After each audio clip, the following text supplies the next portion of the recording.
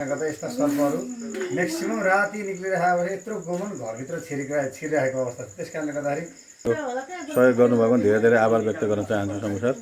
अस्ति एउटा पालिका वडा नम्बर 8 यो के टोल भन्छ अमर टोल।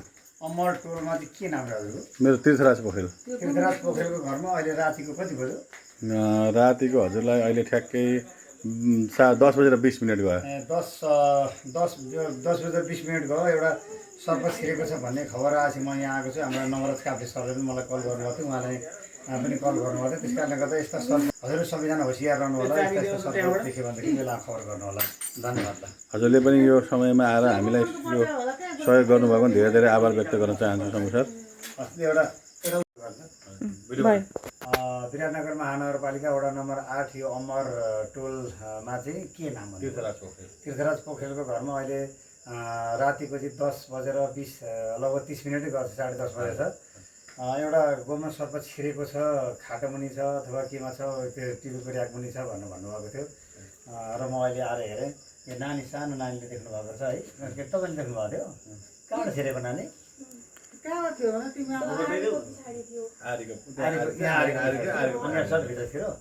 यत्रो यो गोमन साप रहेछ, हेर्नुहोस् यहाँ देखिन्छ। यो अलिक कालो बट्टाबाट देखेको छैन, निकै ठुलो गोमन साप छिरेको रहेछ। त्यस कारणले गर्दा ठुलो न सानो गोमन साप भनेको गोमन सापै हो हेर्नुहोस्। त्यस कारणले गर्दा हजुरहरू सबै सजगता अपनाउनु होला। यता नानी बाबुहरूले त अब ठ्याक्क देख्नुभएको छ। सर्प भनेको फेरि के त डाइरेक्ट गएर कसैलाई पनि त्यो सर्पले बाइट गर्दैन। अब काहीँ न काहीँ देखा परेकै हुन्छ, म यता जाँदैछु है भनेर देखै पर्छ वास्तवमा। तर मान्छेले नबुझेर यस्ता चिजहरू मारिरहेको अवस्था छ। अनि कागजको चाहिँ एउटा नाक बनाएर टाँसेर पूजा गर्छौँ, तर यस्ता चिजलाई मारिरहेका छौँ। यही कुरो मैले गर्दाखेरि भोलि नेगेटिभ कमेन्टहरू आइरहेको हुन्छ, लगेर घरमा पाल्नु त नमारेर भन्नुहुन्छ। धेरैले भन्नु पनि भएको छ। प्लिज त्यस्तो कुराहरू नगर्नु होला। मान्छेलाई नहुने चिजहरू यस्ता भनेको। मैले लगभग 960 को हाराहारी मैले सर्प उद्धार गरिसकेँ। अब कम्तीमा पनि बेहोस भएका सर्पलाई पनि श्वास प्रश्वास दिएर पनि मैले बचाएर लगेको छु। त्यस कारणले गर्दा यस्ता सर्पहरू कसैले पनि नमार्नु होला र बेलामा खबर गर्नु होला। विराटनगर महानगरपालिका सिङ्गो नगरपालिका चाहिँ एकदम यो 24 घन्टा हजुरहरूको चाहिँ उसमा चाहिँ घरमा हाजिर हुनेछ र यस्ता चिजहरू उद्धार गर्नेछ भन्ने म विश्वास पनि दिलाउन चाहन्छु। र यो विराटनगर महानगरपालिकाले चाहिँ विगत 2 वर्ष 2.5 वर्षदेखि चाहिँ हजुरको लगभग रातो दिन यो 24 घन्टा चाहिँ सेवा दिइरहेको अवस्था छ सर होइन। अब जतिखेर फोन गर्दा पनि अब म पुगिरहेकै छु। त्यस कारणले गर्दाखेरिमा अब म पुगिरहेकै छु।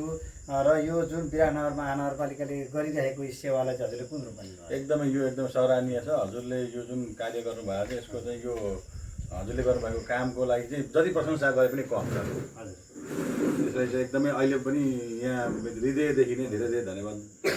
यो समय रातको समयमा होइन हजुर कहाँ बुढी गङ्गाको छु त्यहाँ उद्धार गर्दैछु भन्दा पनि यहाँ भनेको 20 मिनटभित्रमा लगभग आएर यो उद्धार गरिदिनु त्यसलाई धेरै धेरै नमन गर्न चाहन्छु। महानगरलाई के भन्नु? एकदम धेरै धेरै धन्यवाद। यस्तो कार्यहरू उहाँ जतिको मान्छेलाई चाहिँ अझै जति प्रोत्साहन गर्न सकिन्छ त्यो प्रोत्साहन गर्नुपर्छ भन्छु म। हस् ल धन्यवाद। सबैले चाहिँ यो सर्पबाट आतङ्कित भएर बस्नु पर्दैन। जतिखेर पनि फोन गर्नुहोस्। ज्वरो नै आएको छ, टाउकै दुखेको छ भने मैले आएर चाहिँ अहिलेसम्म मलाई किनकि हजुरहरूको घरभित्र छिर्ने अवस्था हुँदैन, म घरमा सुत्न सक्दिनँ।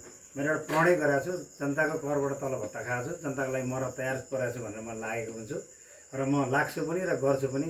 तपाईँहरू चाहिँ सर्पबाट आतङ्कित भएर बस्नु पर्दैन, बेलामा खबर गर्नु होला। धन्यवाद।